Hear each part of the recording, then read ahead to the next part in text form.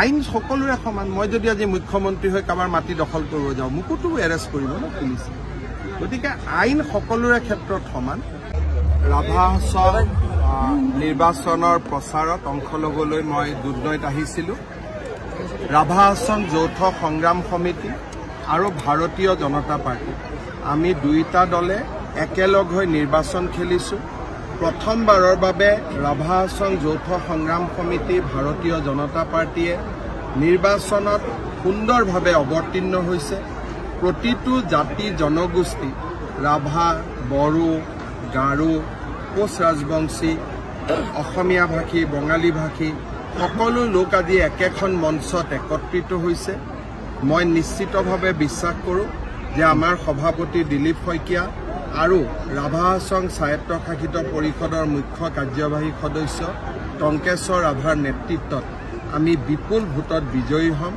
ইতিমধ্যে তিনিটা সমষ্টিত আমি বিনা প্ৰতিদ্বন্দ্বিতাৰে নিৰ্বাচিত হৈছোঁ আৰু নিৰ্বাচন হ'বলগীয়া 33টা সমষ্টিটো আমি চমকপ্ৰদ সাফল্য লাভ কৰিবলৈ সক্ষম হৈছোঁ ৰাভা হাছং এলেকাৰ যিখিনি জনসাধাৰণ আছে তেওঁলোকৰ জাতি মুক্তি ভিত্তিছে চেভ আছে কিন্তু এলেকাৰ বাহিৰৰ সংকট আছে কি ক'ব চব গোৱালপাৰা জিলাৰ ৰাইজৰ বাবে যথেষ্টখিনি সমস্যা আছে ইয়াৰ ফৰেষ্ট ইয়াৰ ৱেটলেণ্ড বিভিন্ন ব্যক্তিয়ে আহি দখল কৰিছে আৰু আমাৰ জনজাতীয় থলুৱা লোকৰ অধিকাৰ বহুখিনি কাঢ়ি লৈ যোৱা হৈছে আমি ৰাভা হাছং স্বায়ত্তশাসিত পৰিষদক এটা সাংবিধানিক স্বীকৃতি দিব বিচাৰোঁ যাতে তেওঁলোকে নিজৰ মাটি বাৰী ৰাখিব পাৰে আৰু ৰাভা হাছং স্বায়ত্তশাসিত পৰিষদৰ বাহিৰৰ অঞ্চলবিলাকতো যোৱা 5 বছৰত আমি যথেষ্ট কাম কৰিছোঁ 4 বছৰত বহুবিলাক এভিকশ্যন হৈছে নতুন মানুহ অহা এক প্ৰকাৰ বন্ধ হৈছে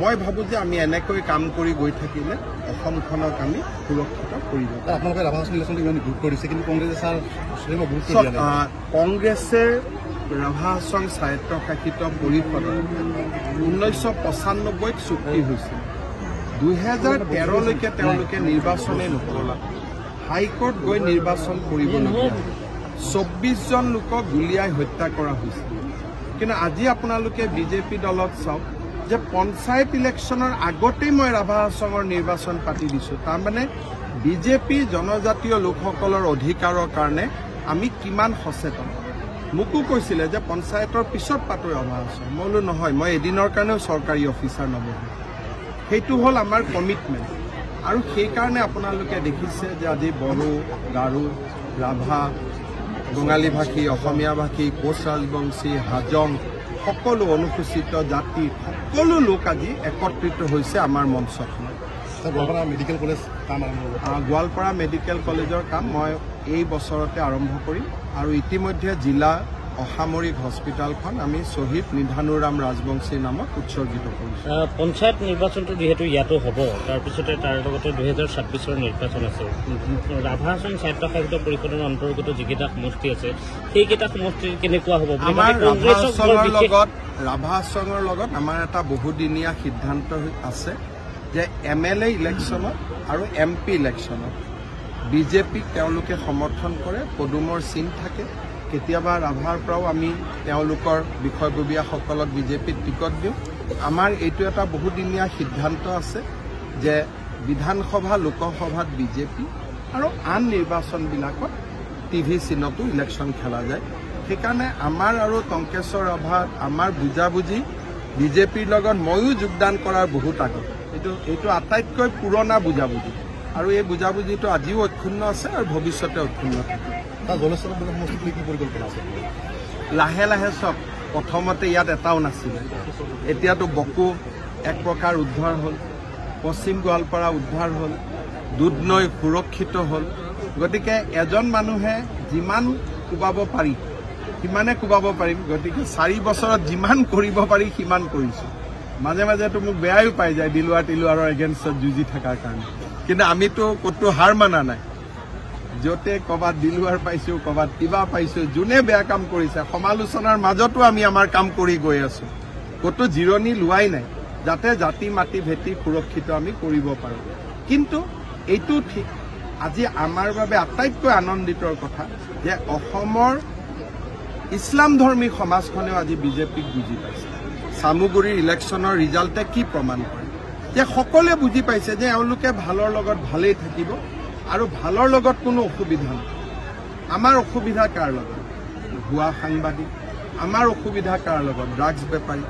আমাৰ অসুবিধা কাৰ লগত?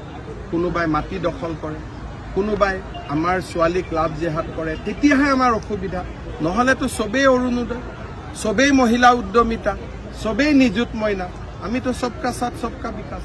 অখিল গগৈয়ে আজি তেওঁ সংবাদমেল দিছে আৰু অৰুণোদয়ৰ কথা কৈছে যে অৰুণোদয়ত কিছুমান পাবলগীয়া মানুহে নাই পোৱা। প্ৰথম এইটোৱে যে মই অখিল গগৈ ডাঙৰীয়াক ধন্যবাদ জনাইছোঁ যে তেওঁ অৰুণোদয় আঁচনিটো সমৰ্থন কৰিছে আৰু যিসকল দুখীয়া মানুহে পোৱা নাই তালিকাখন দিলেই হ'ল।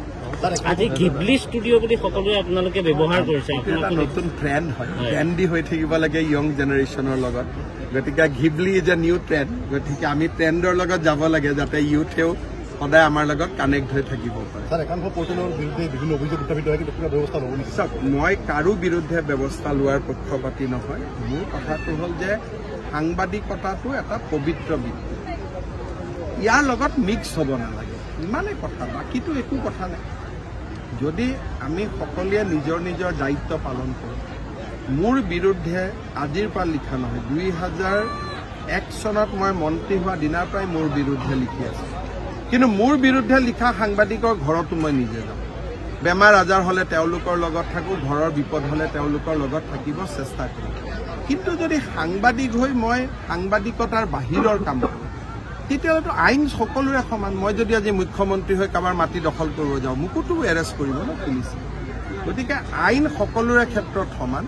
কিন্তু মই এইটো কথা বিশ্বাস কৰোঁ যে বিজেপি এটা চৰকাৰ যোনে আমাৰ এগেইনষ্টত ইমান লিখে, আমিতো কাকো একো নকওঁ। আমাৰ এগেইনষ্টত লিখা মানুহজনকো লগ পালে হাঁহি মাৰি মাত দিওঁ, হয়নে? এতিয়া আপোনালোকৰ ভিতৰত কিমানে হয়তো মোৰ এগেইনষ্টতে গৈ আজি লিখিব, মইতো কেতিয়াও এটাও টান শব্দ নকওঁ। ঠিক আছে।